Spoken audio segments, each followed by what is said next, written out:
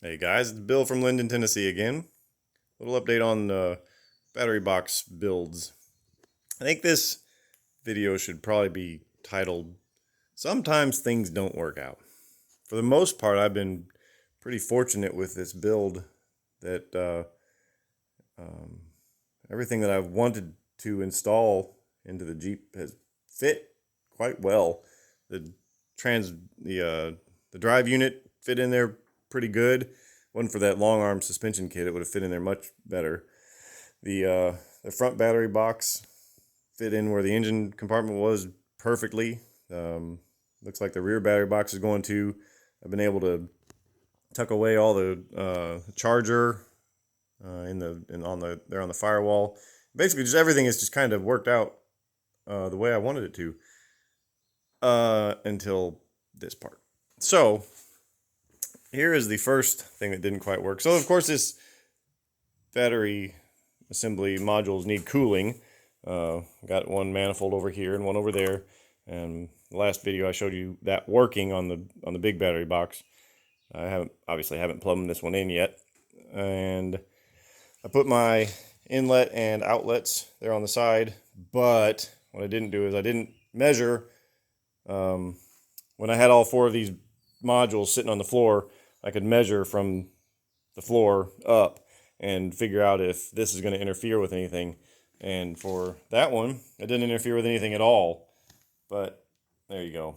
That's a no-go right there. So gonna have to do something about that. That's not a hard fix. I'll just take it, take that fitting out of there, put in a plug, little rubber plug or something, seal it, and then re-drill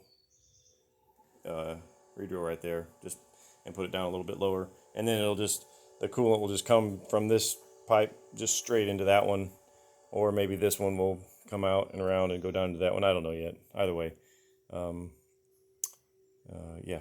So making either one of these pipes, this one bend up to that one, or this one. Well, this one has to bend up to either this one or it has to bend to that one. Either way. So doing that in a way that it doesn't kink ever. How am I going to do that? I may use a hard line for that. I don't know. I'm going to have to think of that. I don't know. But anyway, that's what I got to do back here. And up front, going to throw some stuff at you. Going to throw some module talk at you. The battery modules with an Orion BMS, there are cell groups. Each cell group has 36 cells. Each Tesla module has 6 cells. So in one cell group, there will be 6 modules, and they are numbered 1 through 6. So modules 1 through 6 has a cell group, 7 through 12 has a cell group, and then 12 through 16 has a 2/3 cell group. And then within each cell group, the first module, say call it module 1, there's a negative wire that the Orion needs to see. So cell 1 of module 1 has a negative wire, and then cells 1 through 6 of module 1 have a positive wire, all going to the BMS. In the second module, cells number 7 through 12 have a positive going to the BMS module, but there is not a negative reference. And then in the third one, there is a negative reference for module number 13, and then modules number 13 through 18 on the third module have a positive wire that goes back to the BMS, and so on, all the way till you hit number 96 in module 16 on the back. Well, the most negative battery module is where so the front battery module in the engine bay, that is the most negative module of the entire Jeep. So module number 1, cell number 1 is the most negative. That's the one that's going to go into the high voltage distribution center on the transmission tunnel. And so that's where we start numbering. And then once we get to the end of the 8 modules in the front battery box, then we start on the fuel tank, which is what we're looking at right now. And that will start with the 9th module. And by that time, we're in cell group 2. We had two modules in module 7 and module 8 in the front battery box. They started the second cell group. Then, so 7 and 8, and then 9 and 10 are in the fuel tank box, and then 11 and 12 are in the fuel tank box. The fuel tank box here will complete cell group 2. Okay, so one of these 4 modules then, either the top or the bottom, is number 9. Now I had it in my brain that number 9 was the one on the top, and we counted down 10, 11, 12. But that's not how it is. And unfortunately, I wired all this stuff up and sort of engineered this box in a configuration so that wiring the high voltage cables would work that way. But I messed up. On a Tesla module, the left terminal is negative. From module number 8 in the front battery box, that one comes off of the positive from that battery box. So it comes out off of the positive and then it goes into the negative here. So this is the most negative terminal of this battery box, if you will. So, and since this module starts the second 12 cell group of cell group 2.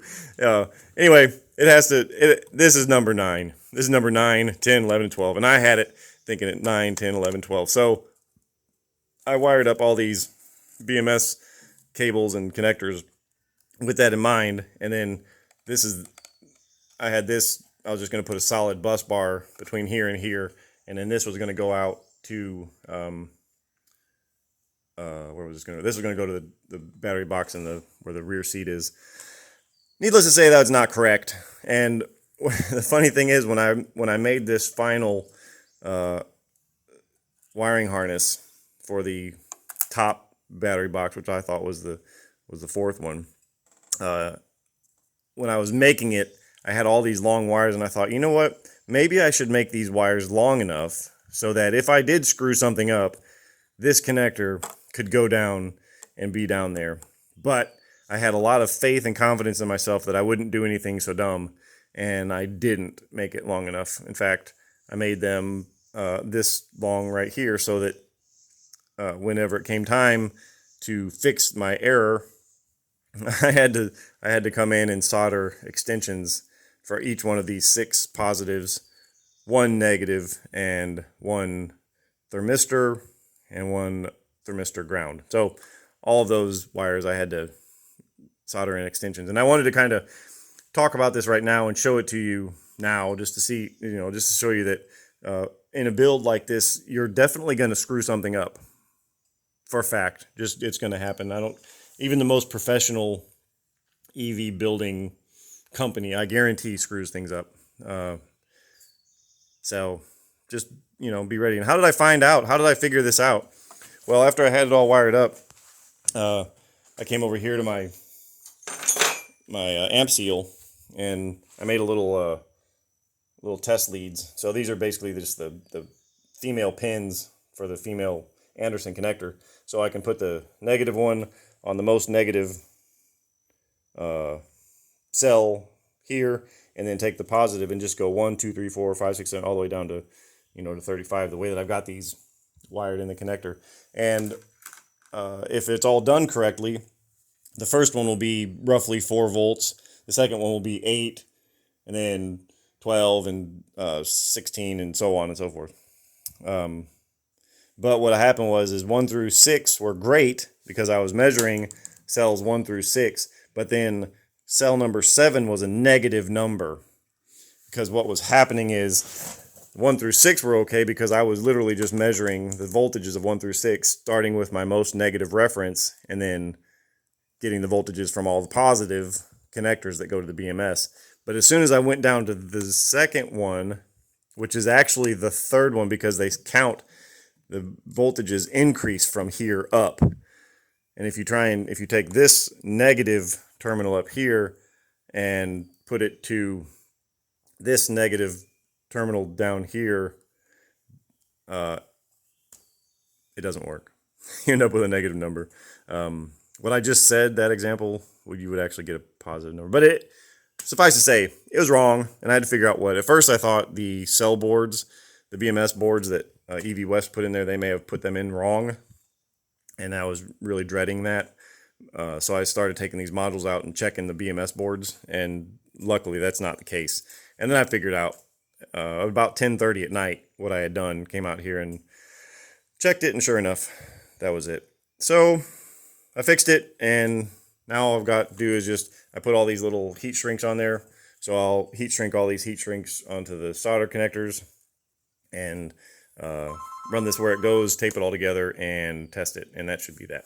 So that's where we stand. That's where I'm at. I got to go answer the phone now. Thank you for calling. We'll talk to you later.